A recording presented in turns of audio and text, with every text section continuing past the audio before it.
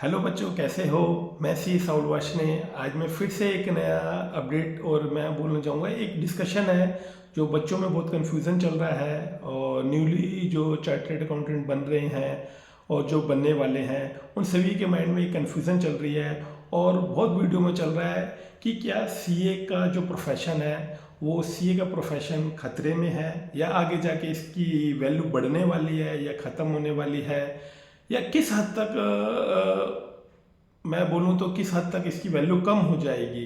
तो इन सभी बातों पे आज हम चर्चा करेंगे अपने इस वीडियो में। इससे पहले मैं ये बताना चाहूँगा कि मैं अपनी एक वीडियो नहीं लेके आऊँगा जिसमें आपको मैं बताऊँगा कि सीए कोर्स करना सही है या इसके जगह पर कौन से कोर्स करना सही है। मार्केट में अगर हम प्रैक्टिकली जाएँ तो जॉब जब हम करते हैं तो क्या सीए को ही प्रेफरेंस दी जाती है या इसके अलावा और कौन से कोर्सेज हैं। तो मैं आपको सारी बातों डिस्कस करूंगा, तो इससे वो जो अगली मेरी वीडियो आएगी तो उसमें हम ये चीज़ों को क्लियर करेंगे। तो मैं बिना किसी देरी के अपने ये वीडियो स्टार्ट करता हूँ। जिस जिस चीज़ के लिए मैं ये वीडियो मैं बना रहा हूँ वो देखो एक्चुअली में क्या है। देखो मैं आपको सबसे पहले क्लियर कट बता देता हूँ कि सीए की वैल्यू, देखो जब मैंने अपनी सीए स्टार्ट किया था और मैं सीए क्लियर हुआ, जब मैंने स्टार्ट किया तो उस टाइम वैल्यू इसकी बहुत पीक लेवल पे थी। और जब मैं मैंने सीपीटी निकाला, फिर आईपीसीसी निकाला, और जब मैं जैसे जैसे फाइनल में आया तो इसकी वैल्यू अच्छी थी, एकदम बहुत बढ़िया थी। और बहुत ही ऐसे मैं बोलूँ तो जो ग्राफ था वो अपवर्ड मतलब ऊपर की तरफ जाता जा रहा था। सडन काफ़ी चीज़ों में चेंजेस आए, लॉ में आए। लॉ कहीं जाके बहुत इजी हुआ। जैसे हम बोले पढ़ने में तो वो बहुत टेक्निकल चीज़ें लगी, लेकिन प्रैक्टिकली अप्रोच में वो बहुत इजी हुआ, जिसके कारण काफ़ी जगह पर देखता हूँ मैं तो सीए की वैल्यू घट गई। और जब मैं सीए बना तो देखा तो यार अब फील होता है कि यार जो सोच के मैंने सीए करी थी तो एक्चुअल में क्या है वो सीए मिल रहा है। तो ये सारी बातों का आज आपको क्लियर हो जाएगा, सारी बातों को पता लग जाएगा। मैं स्पेशली बोलना चाहूँगा कि बहुत सारी वीडियो चल रही है मार्केट में, आप यूट्यूब पे देखोगे सीए का प्रोफेशन खतरे में है, क्या सीए का फ्यूचर खतरे में है, सीए करनी चाहिए नहीं करनी चाहिए। आप किसी भी बातों पे ध्यान मत दो। और जो मैं अभी आपसे आगे जाके डिस्कस करने जा रहा हूँ ये सारी बातें बिल्कुल प्रैक्टिकल अप्रोच है, आपको फालतू चीज़ें नहीं है। देखो यार, आप लोगों का भी टाइम बहुत इंपॉर्टेंट है और मेरा भी टाइम इंपॉर्टेंट है। मैं भी अभी थोड़ा सा काम कर रहा था, तो फ्री होकर मैंने कहा यार आप लोगों से एक बार डिस्कस किया जाए, क्योंकि मैं देखता रहता हूँ बच्चों में क्या है। मेरा मेन ऑब्जेक्टिव है बच्चों में जो कन्फ्यूज़न है उसको दूर करूँ और वो अपनी पढ़ाई पे ध्यान दें। देखो मैं स्पेशली आपको क्लियर करता हूँ प्रैक्टिकल चीज़ों से, आपको समझना, अपने माइंड में रखना इन चीज़ों को। और ये मत देखना यार कि क्या फ़ायदा यार सीए करके हम ये चीज़ कर लें, डाइवर्ट भी नहीं होना है। हाँ, अब डाइवर्ट कब होना है, कब चीज़ें, सब बातों को मैं आपको बताता हूँ वन बाय वन। तो देखो अब बहुत सारी बातें हो गई हैं आपसे। अब आपके मन में मेन एक्साइटमेंट हो रही होगी यार मेन चीज़ तो बताएं सर, मेन चीज़ तो बताएं। अभी सर मेन चीज़ तो बता नहीं रहे हैं, तो वही मैं बताना चाहूँगा। देखो इन सारी बातों को पहले मेरे को क्वेश्चन के रूप में इसलिए बताना जरूरी था, आपके माइंड में यही क्वेश्चन आ रहे होंगे। देखो मैं पहले बता दूं, वीडियो बनाने से मेरे को व्यूज नहीं बढ़ाने हैं, आप लोगों के डाउट्स क्लियर करने हैं। कुछ लोग क्या फालतू की वीडियो बना रहे हैं अपने व्यूज बनाने के लिए, सब्सक्राइबर बढ़ाने के लिए। भगवान मेरे सब्सक्राइबर वीडियोस व्यूज अपने आप देगा। अब मैं आपको क्लियर करता हूँ सीए। अब मेन आपको ये लगता है कि सीए का प्रोफेशन कहते हैं। देखो मैं आपको बताता हूँ क्लियर, जीएसटी ऑडिट्स खत्म हो गया, ऐसी बहुत सारी कॉम्प्लाइंस हैं, टैक्स ऑडिट का टर्नओवर लिमिट बढ़ गया। अब मैं आपको पहले क्लियर करता हूँ, प्रैक्टिकली अगर आप देखोगे इस देश के अंदर छोटी कंपनियां बहुत सारी हैं बड़ी कंपनियों के कंपैरिजन में। बड़ी कंपनियां सिर्फ बड़ी सीए फर्म को मिलती हैं, छोटी को वो नहीं मिलती हैं। प्रैक्टिकली आप जाके देख लो, बिग फोर्स पे सारी लिस्टेड बड़ी बड़ी कंपनियां मिलेंगी। टॉप 10 पे आ जाओ तो उससे मीडियो को मिलेंगी। अब टॉप 50 पे आ जाओ तो थोड़ी सी स्टैंडर्ड की मिल जाएंगी, 200 करोड़, 300 करोड़, 500 करोड़, 1000 करोड़। लेकिन अब मैं बात जाता हूँ सबसे ज़्यादा जो रेशो है 10 करोड़, 20 करोड़, 50 करोड़, 100 करोड़, 300 करोड़, इसकी रेशो मार्केट में इतनी सारी है इन कंपनियाँ।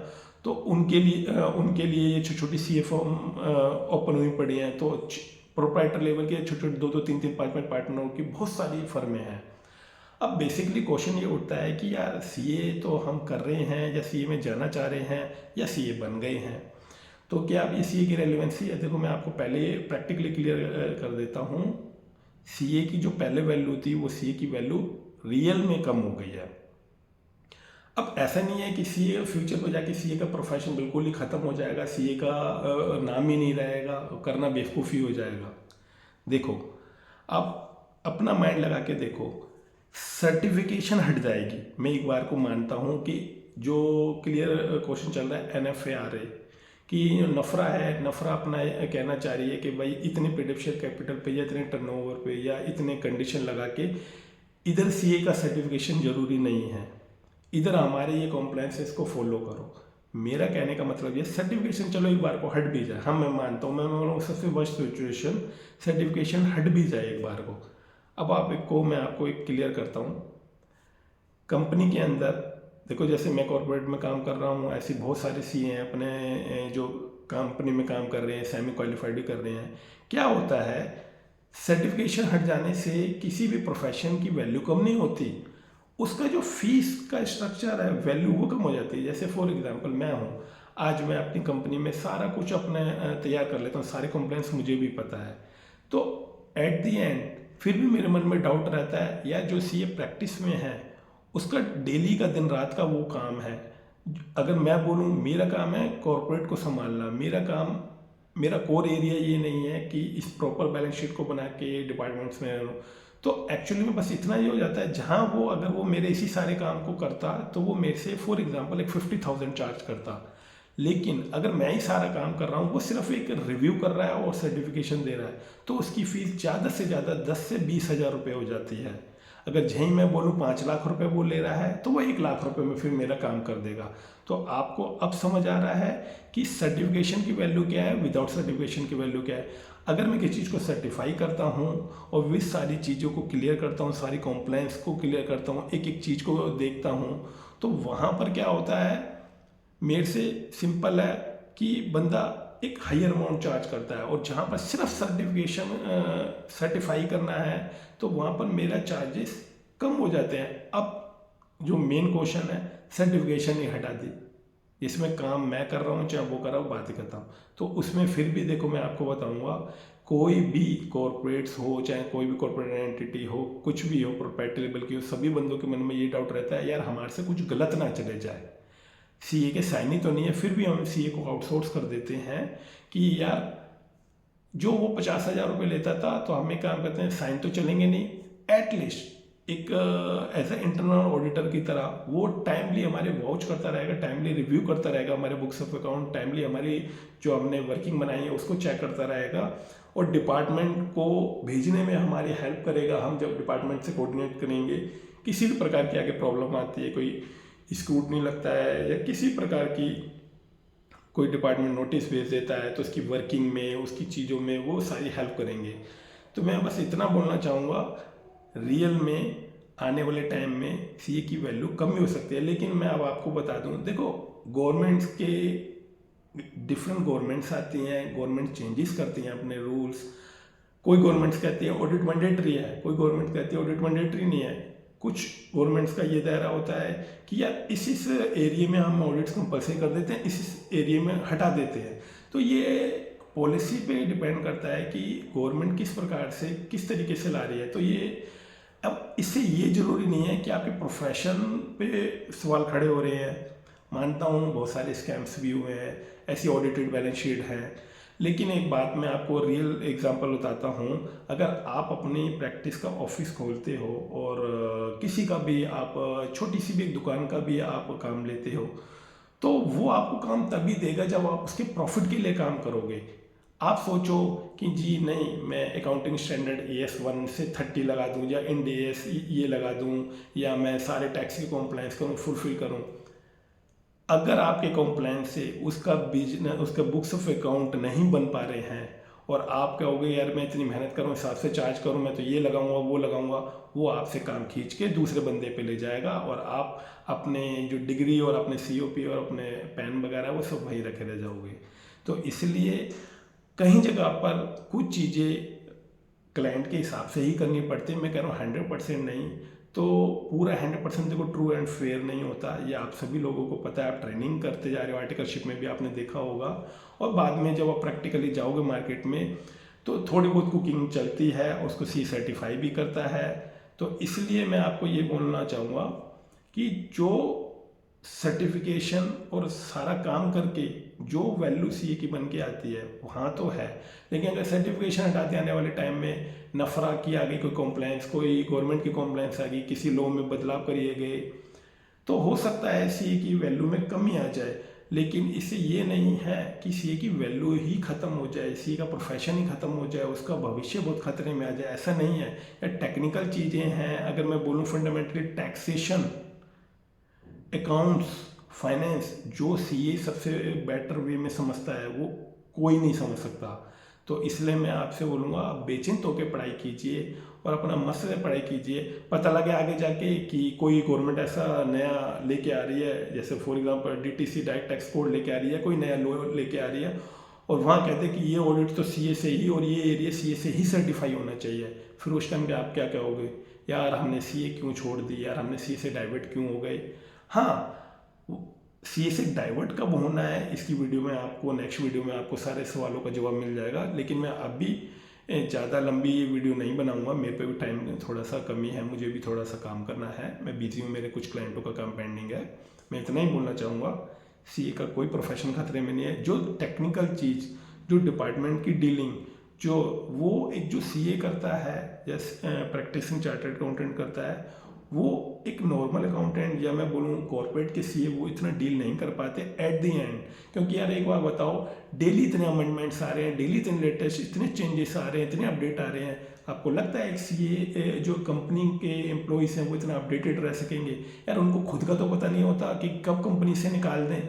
वो क्या, अगर वो किसी ऑटोमोबाइल सेक्टर में जा रहे हैं तो वो क्या डिटेल उसकी केस स्टडी पढ़ते रहेंगे? नहीं, जितना उनके काम में आ रहा है उतना पढ़ते हैं, बाद में जाके प्रैक्टिसिंग सीए के पास ही, प्रोफेशनल एडवोकेट्स के पास ही सारा काम आ जाता है और वही डीलिंग कर रहे होते हैं। तो एट द एंड मैं क्रक्स ये निकालूंगा अपनी इस वीडियो का, सीए का प्रोफेशन बिल्कुल भी बेकार नहीं है। हाँ, इतना ज़रूर है, अगर सर्टिफिकेशन हटा भी दी तो इसका मतलब ये नहीं है कि आपका प्रोफेशन, आपकी जो विद्या है या मैं बोलूँ जो ज्ञान है, नॉलेज है, वो सारा का सारा गड्ढे में चला गया। वो गड्ढे में नहीं जाएगा, बस इतना हो जाएगा, जहाँ आप 50,000 रुपये चार्ज करते थे वो 20,000 रुपये पे घट के आ जाएगा, 70% 30% घट जाएगा। मानता हूँ इन चीज़ों से इम्पैक्ट पड़ता है, मनी मैटर करता है, लेकिन भाई देखो, अब इसमें कोई भी कुछ नहीं बोल सकता।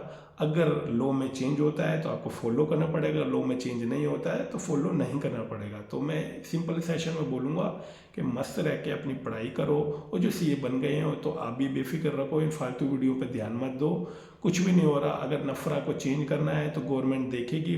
और हाँ, अगर देखो सीए इतनी बड़ी आईसीआई बॉडी है, वो भी गवर्नमेंट पूरी फाइनेंस मिनिस्ट्री के साथ डिस्कशन रखती है कि सिलेबस में जो सी के सिलेबस सी कोर्स में क्या बदलाव लाने चाहिए, आप हमारे ऑडिट्स में हटाओ, हम इस हिसाब से बोर्ड ऑफ स्टडीज़ के अंदर जो सब्जेक्ट्स हैं चेंज कर देंगे। देखो अभी न्यू कोर्स में भी काफ़ी चीज़ें चेंजेस करी गई, धीरे धीरे चेंजेस कर रहे हैं। वो देख रहे हैं कि यार जो प्रैक्टिकल चीज़ें, प्रैक्टिकल ज़रूरत है एक सीए की, उसी हिसाब से सीए को मॉडिफाई होना चाहिए, उसी हिसाब से सीए को प्रिपरेशन आगे जाके सीए निकालने चाहिए। तो सारे एक्शन लिए जा रहे हैं, पूरे इनिशिएट कर रहा है आईसीआई, बट धीरे धीरे। बट ऐसा मत सोचो, इतना आईसीआई इतनी बड़ी बॉडी है, वो भी इतनी बेवकूफ़ नहीं है, वहाँ के बंदे बैठे हुए हैं कि यार सीए का प्रोफेशन ही खतरे में कर देंगे। तो इसलिए मस्त रहो, किसी भी वीडियो पे ध्यान मत दो और अपनी तैयारी बढ़िया करो।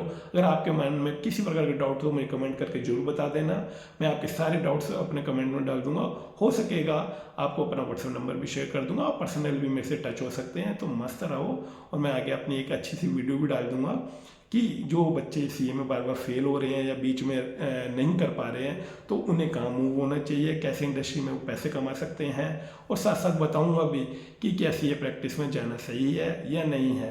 तो बस अभी एट द एंड मैं ये एंड कर रहा हूँ इस वीडियो का।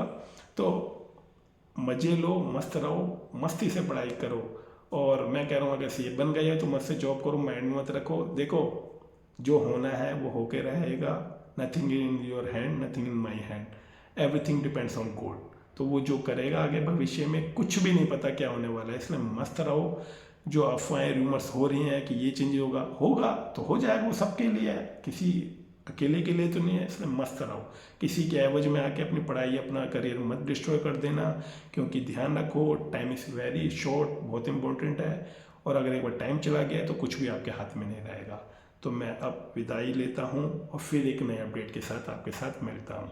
Okay bye.